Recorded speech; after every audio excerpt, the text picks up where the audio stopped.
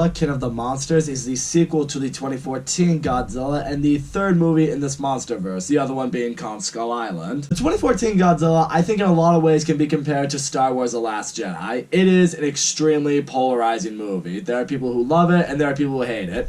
And I don't think anyone's really in the middle. You're either on one of those two spectrums. I personally love the 2014 Godzilla. I love the exploration we got into this organization that is Monarch, learning about all these ancient titans. The human element, it wasn't the best, although I do think Bryan Cranston, when he was in the movie, he was excellent. And when Godzilla does show up in the movie, as brief as that is, I do think it was very fulfilling, especially the final battle. That was awesome. And, Godzilla purists will tell you that, in the original Godzilla, he didn't show up to the end of that one either. So, if nothing else, it was paying tribute to the original Godzilla. So, because of that, I was very excited for King of the Monsters. I was really looking forward to exploring on more of the monsters, more of Godzilla's enemies, more of where this world was going to continue to go, especially in lead up to the Godzilla vs. Kong movie that, to my knowledge, is coming out next year. And now that I've seen Godzilla, King of the Monsters, well, this is one of those examples where sequels really don't turn out all that well. Let's get into what this movie is about. We have Vera Farmiga. She's a paleobotanist that's working for Monarch, the group that is studying these titans. She introduces her daughter, played by Millie Bobby Brown, to this new species that she and the group are studying. It's this larva that will become this being known as Mothra. She also uses this device called Orca that was developed by her and her husband, played by Kyle Chandler, that kind of emits this kind of sound wave that gets the creature to subdue. It emits kind of what other titans maybe will admit to get others to back down. This makes Mothra a lot less aggressive. This makes it a little more approachable. And she's beginning to see a way to control the titans. Along the way, this leads to Vera Farmiga allying herself with this terrorist group. I want to say they're a terrorist group. They're definitely some scary looking people. And their goal is to release this monster that has been frozen in ice for thousands of years. They're going to release that onto the world. This leads to Kyle Chandler teaming up with Ken Watanabe from the last movie, and they're going after this terrorist group because they want to stop them. But by the time they get there, Vera Farmiga has destroyed the ice. The monster breaks free, and we see this monster is King Ghidorah. He breaks out, he kills some people, he's wreaking havoc on this site. Then Godzilla shows up, and the two are about to square off. A brief throwdown happens between Godzilla and Ghidorah. Ghidorah basically beats Godzilla's ass. Godzilla retreats, Ghidorah retreats, and now from here we learn a little bit more about what Vera Farmiga is planning. First of all, I want to give this movie credit where credit is due. Visually, this movie looked amazing. Godzilla looked amazing in this movie just as he did in 2014. Ghidorah also looked amazing. Really, every monster in this movie, none of them looked like clearly CGI or anything like that. They all looked real. You buy the scale of these things, you buy the ferocity of these things, you really do see that these things are capable of just eradicating the human race. Its initial fight between Godzilla and Ghidorah, it is entertaining, it's enjoyable, and it's not like that one fight that we were kind of teased with in 2014 Godzilla where it looked like he was going to fight the bat, then you don't see that happen. This one, when the fights go down, you actually see the fights go down. Now I want to get into one of the flaws I really have with this movie, and that is the human element. In the 2014 Godzilla, a lot of people out there did complain about the human element because that was given the main focus of the movie. Bryan Cranston, as I mentioned, he was great in that movie, but he was easily the best human character. Ken Watanabe, I did also think was solid in that movie. Aaron Taylor Johnson, Elizabeth Olsen, though, they were serviceable. They were just kind of there for the sake of, having characters like them there. What helped for me, though, in the 2014 Godzilla there were some human characters, notably Bryan Cranston when he was on screen, that really I felt did carry the movie. In this Godzilla movie, aside from Ken Watanabe, who's, one of the few returning characters from the last Godzilla movie, I didn't care for anybody. In fact, I really stopped caring about the human element with Vera Farmiga's character in when she reveals what the big plan is, in the fact that she just unleashed this big dragon, three-headed dragon, onto the world. We do discover that Kyle Chandler and Vera Farmiga, they had a son who was Millie Bobby Brown's brother. Their son died during the 2014 rampage that went on in Godzilla. But it's because of that, it has now caused Vera Farmiga to believe that the human race is beyond saving, and as a result, these titans need to be awakened to help return Earth to its more natural state. And basically, her idea is she wants to free these titans one by one. They will go around, they'll destroy cities, They'll kill people. They'll return cities to more of their natural state, you know, turn them back into forests and wildlife. Humanity will become a lot more balanced, and the world will be as it's supposed to be, run by the Titans. Hearing her give that monologue, though, it had me raise a few questions. Number one, apparently she's trying to be Thanos. Use this great power, in this case the Titans, to wipe out half of humanity so, you know, we'll survive better, you know, we'll have resources and everything. Just, you know, it's her idea of saving the human race. Half of us need to die. But for me, this immediately made Vera Farmiga a very dislikable character, because she's all like, oh, I'm gonna eradicate half the human race. You know, all these men, women, and children in this world, they're all gonna get slaughtered. They're all gonna get destroyed. I'll lie to everyone about it. I'm gonna lie to my own daughter about it. But also, as you wonder, it's like, you wanna release all these Titans into the world. The big thing, the big question that everyone was asking in Godzilla was Godzilla here to fight for us, or was he here to destroy us? Your idea is to release these Titans on the world, and they're only going to destroy half the human race. How many of these Titans are here to destroy the human race? What if, by the end of it all, the entire human race is just gone? It's destroyed. I'm just sitting there, and I'm thinking to myself, I'm like, by pushing that button, exploding that ice cavern so Ghidorah can fly away, you might have just ended the entire human race. This for me becomes a lot more apparent when they release Rodan out of Mexico, and he starts, you know, doing his, you know, fire demon shit, and he's just, you know, basically eradicating Mexico, killing all the people that are there. Because the other thing that Vera Farmiga and her team don't grasp is this Orca device that they feel they'll be able to use to control the creatures, to, you know, live in harmony with them. I mean, there's so many, you know, things that could go wrong there. Like, what if that machine breaks? Or what if, even worse, it's just not enough to control the animals, which I'm about to get to. Now, at this point, Ghidorah and Rodan, they're kind of battling for dominance right now. Godzilla reemerges again, and he rejoins the fight. This right here was also one of the issues that I began having with this movie.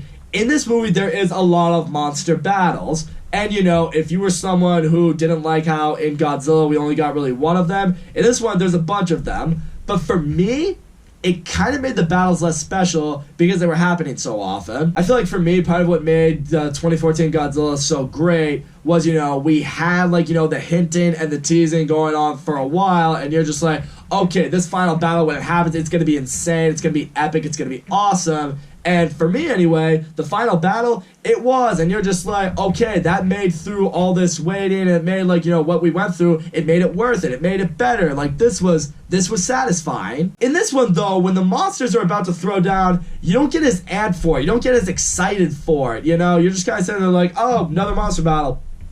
Cool. But, you know, the military doesn't want to take any risks. They know if these animals run amok on the earth, everyone's gonna die. So they're just like, alright, try firing this super, you know, nuke missile thing at the creatures. They strike Godzilla. Godzilla thinks into the ocean. You think he's dead. Ghidorah, on the other hand, who just had one of his heads ripped off, just regenerates that head, stands above this mountaintop. You see Rodan kind of bow towards Ghidorah, like pledging his allegiance towards him. And then Ghidorah, he just, you know, awakens all of the Titans in the world simultaneously, and now they're all gonna follow him as, you know, the king. And you see that happening all right there, and now has you wonder, it's like, how did Vera Farmiga and these scientists not think this could be a possibility? These things are animals. They can't be controlled. We can't manipulate them. You know, they're gonna do as they feel. You know, they're gonna respond to a natural born selection leader. They're gonna respond to an alpha. In this case, it is King Ghidorah. And that's just really what irks me. It's like, if it wasn't for Vera Farmiga basically being a fucking idiot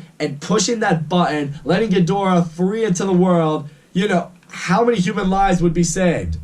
A bunch. Now, with Godzilla presumed dead, we are now to focus more on kind of Kyle Chandler and his group of people, and I gotta say this right now, if you didn't like the human element in Godzilla, you're really not gonna like it here because it's much worse. In the case with Kyle Chandler, he does kind of have this little vendetta against Godzilla because, as I mentioned earlier, Godzilla, during his rampage in 2014, it led to his son being killed, so he kind of has that hatred towards him. And, you know, we're focused on his group with himself, Ken Watanabe, the dude from those Verizon commercials. I don't know this guy's name. But really, it's with these human characters, it's not that they were bad necessarily, they just...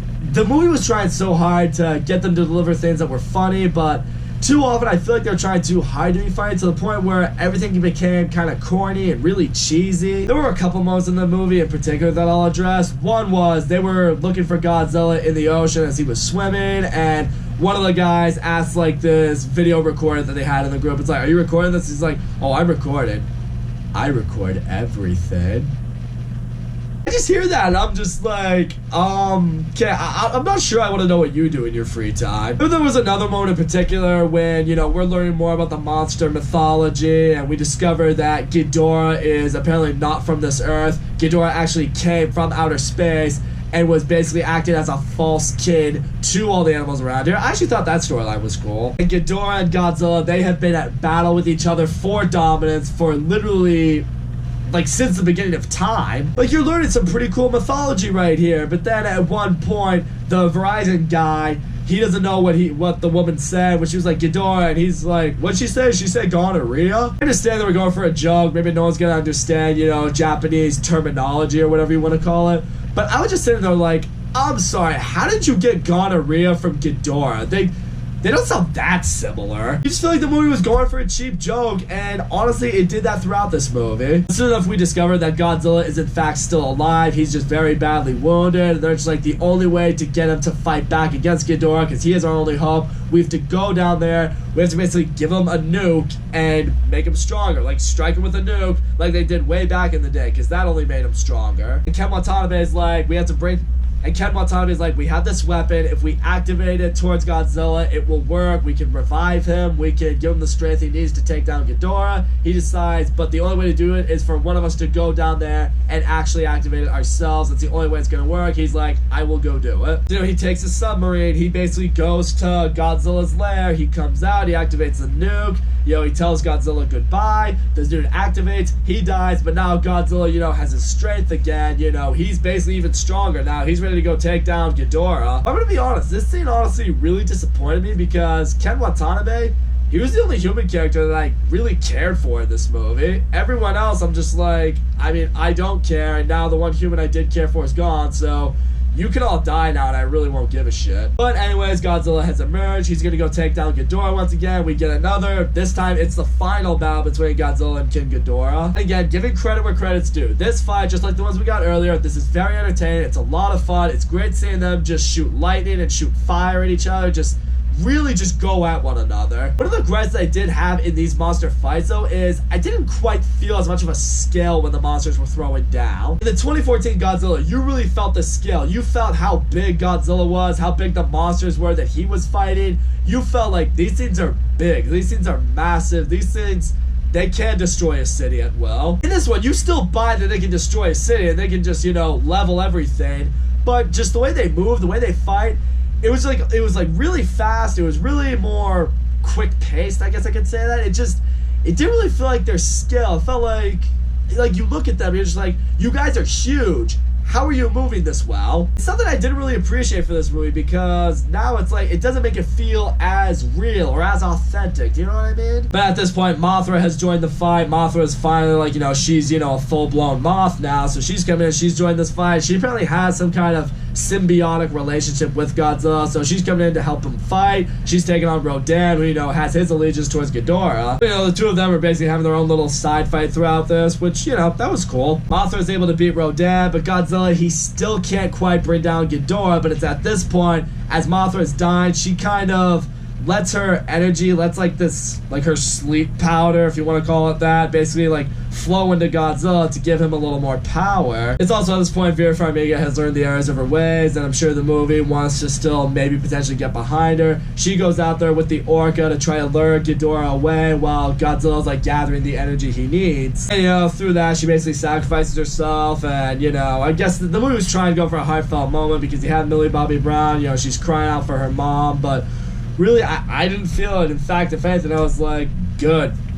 Bitch deserved to die. She tried to kill the human race. But now at this point, Godzilla is all burning, fire and red. He looks all badass and savage, and you're just like, oh, okay, now shit's about to go down. At this point, Godzilla, instead of breathing fire, he basically unleashes this giant fire explosive shockwave that just completely disintegrates Ghidorah. It destroys him, it beats him. Seeing that was awesome. Like, visually, again, it looked great. You really felt the power behind it, and it leaves you sitting there like, okay, I have no idea how Khan's gonna fight that. It's probably just a one-off. I can't imagine Godzilla's gonna be able to do that again and again and again, but I don't know, if he can, I don't know, good luck, movie, with telling that story. But, you know, now that Godzilla has beaten Ghidorah, now all the animals, you know, pledge their allegiance to him. They all bow to him. And we get this one final really cool shot. You know, Godzilla just roars and you see all the animals just, you know, around him. But then we actually get a post-credit scene. And I gotta tell you, I really was not a fan of this post-credit scene. We have the terrorist group that Vera Farmiga was working with. They've met up with this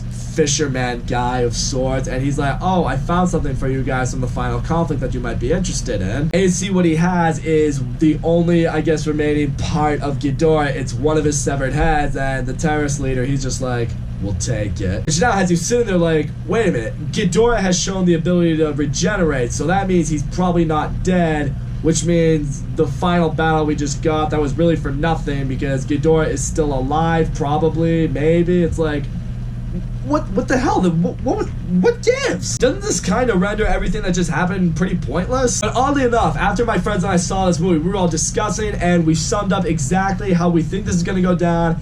And I'm telling you right now, we're all really hoping we're wrong, because I don't want this to be the case. But hear me out, this is what we think is going to happen. Obviously, when Ghidorah awoken all the animals on Earth, he also awoke the ones that were on Skull Island. And chances are, the ones on Skull Island, they see Khan as the king. They see him as the alpha. So my guess is what Khan versus Godzilla is going to be like, it could probably be something similar to Captain America Civil War. You're going to have Godzilla and his pack of animals going up against Khan and his group of animals, and it's going to be an all-out Titan war among each other. But obviously the studio is not going to kill off King Kong or Godzilla, because, you know, if they do that, fan bases are going to be furious. So what's the next best thing? They're going to have to team up, they're going to have to work together, and what's probably going to happen is Ghidorah's, you know, going to fully, you know, regenerate, going to basically totally come back to life, and, you know, Khan and Godzilla, they'll see Ghidorah and they'll just be like, oh no, look, we have a common enemy, we have to work together now. I just really don't want that to be the case, because then it's gonna feel like, you know, whatever conflict there's gonna be between King Kong and Godzilla,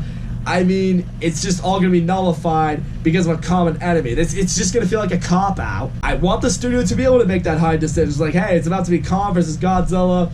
One of them's losing. One of them's going to lose this war, lose this battle. You don't necessarily have to kill one of them, just maybe severely weaken one of them, which will make the other one the total alpha, but it'll still be like an ongoing war, an ongoing conflict between the two of them that could lead to a franchise of maybe the two of them just going at it forever. You'll have it be like what the Joker said to Batman in The Dark Knight. I think you and I are destined to do this forever. Let it be something like that with Kong vs. Godzilla. That'd be pretty sweet. No one's gonna get sick of seeing the two of them throw down. But no, I really think it's going to be what it was in the post-credit scene. I don't know, maybe the post-credit scene was just a test with audiences. We're just like, alright, we'll see how they respond to that. If they hate it, we won't do it. If people are cool with it, we'll roll with it.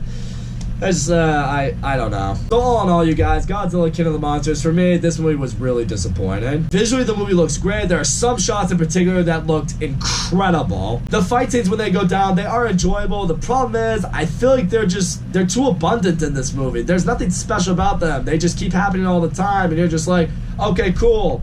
This has been happening throughout the movie, but cool. There's nothing in this movie that was really unique or special. For me, the first Godzilla had that going for it. This one doesn't. The human element of this movie is terrible. I really hate in movies when characters do really incomprehensibly illogical, stupid shit. And you know what, that happened again here with Vera Farmiga releasing Ghidorah onto the world to, you know, save humanity. Really? I at least thought Millie Bobby Brown would be great in this movie. I mean, she's fine, but I'm gonna tell you right now that you're not gonna remember her for this. It's still Stranger Things. The movie's attempt at humor is really cheesy and corny. The movie does what it can to try to get you to get behind the characters, but really you can't. There's nothing about you that really gets behind them. The movie did really feel like mostly set up for the Kong vs. Godzilla movie, and I've said this before. If a movie just feels like setup, then it did fail as a movie, essentially. And I'm really not a fan of the post-credit scene. For me, it kind of rendered the final act in this movie kind of useless. And it's leading to something that I'm probably not going to be a fan of with the future of the MonsterVerse. I could be totally wrong. That could mean nothing. But, I don't know. My guess is they wouldn't put it in there if it didn't mean something. I don't think this movie's as good as Godzilla. I don't even think it's as good as Kong Skull Island. And I didn't even really like Kong Skull Island all that much. In the end, there was a time when Kong vs. Godzilla would have been probably my most anticipated movie of whatever year was coming out. Now, because of the track record we've gotten, it's probably not going to be the case. That's all I gotta say, guys. Thank you so much for watching my video. Don't forget to leave a comment, like, subscribe, and I will see you all next time.